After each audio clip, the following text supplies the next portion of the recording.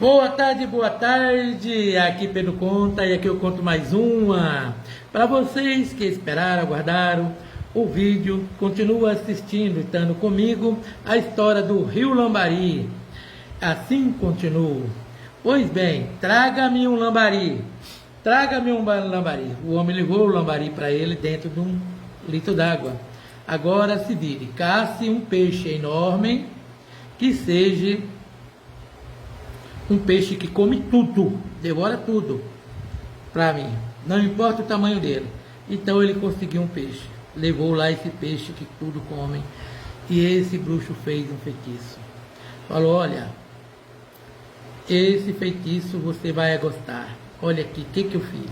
O homem olhou, assustou com o tamanho da fera. Como vou levar essa fera para lá soltar no rio? Fácil. Essa fera é mutante. Ora ela vira lambari, quando ela quer vira monstro. E é muito inteligente. E agora ele vai virar lambari. E aí a fera transformou em lambari. Botou naquele aquário e levou para o rio. Chegou no rio, soltou no rio aquele lambari. Ah, não foi muito longe não. Logo começou a sumir sitiante. Logo começou a desaparecer mulher, criança, velho. Porco, qualquer animal que ia beber na beira desse rio, era fatal. E então o ato correu dessa fera, e aonde o povo alvoroçado afastaram do rio, levando esses sitiantes beira do rio, para melhor falar ribeirinhos, né, a ter dificuldades, sem pegar os lambari para vender.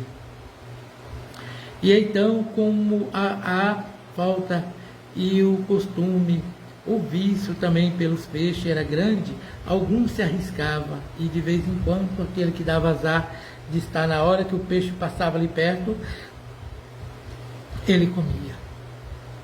E a pergunta que ficava era aquela: como que no barranco some? Um peixe pegar no barranco? Pois bem, mistério. E então isso ocorreu por muito tempo. Afastando e proibindo o povo de encostar no rio, as autoridades fez de tudo para pegar esse peixe, botando os petisco de toda coisa, pernil de porco. Muitas vezes pegava, falava: ó, peguei! De repente soltava, sumia. Então ficava difícil, tem que afastar até arrumar um jeito. Quando apareceu um cientista, ficou apaixonado com a margem do rio e a quantidade de lambari. E também, obcecado por esse peixe, começou-se a investigar, fazendo análise na água de tudo, nada. Jogava petisco para ele, anzol, fisgava algumas vezes, e ele puxava naquela ânsia de ver esse peixe, sumia, chegava só o anzol. E muitas vezes os petiscos eram comida de lambari. Pois bem, esse homem obcecou-se, porque algumas vezes ele viu humanos tranquilizantes, vários tiros dava nas costas de todo lado desse peixe, sumia.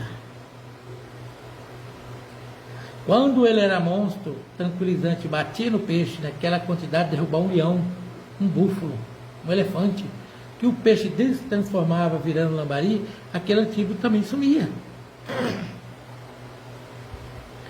Era difícil. Mas esse cientista continuou. Foi ainda mais difícil para ele, foi quando ele, no caso desse, conseguiu fisgar esse peixe. E aos olhos do sitiante lutaram muito para puxar para fora. Quando chegou pertinho, o peixe sumiu. Aí então, relatos dados para o governo cortaram a verba dele, deixando ele totalmente sem condições, sem o salário dele, de continuar suas experiências. Mas obcecado, ele sozinho continuou. Fez uma jangada bem forte, botou um motorzinho com motor de geladeira. Ele era um cientista, conseguiu fazer um rabetim aonde ele ia para as pesquisas. E pensando muito o que acontecia. Foi aonde ele teve a ideia de botar umas câmaras d'água. Botou essas câmaras dentro da água, e aí ele via aqueles montes de cardume.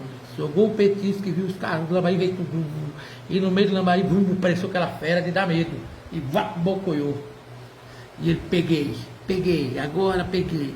E luta, chamou o sitiante tudo, o peixe sumiu, mas as câmeras estavam lá, o peixe sumiu, fez zup, logo ele viu um lambari maior do que os outros saindo.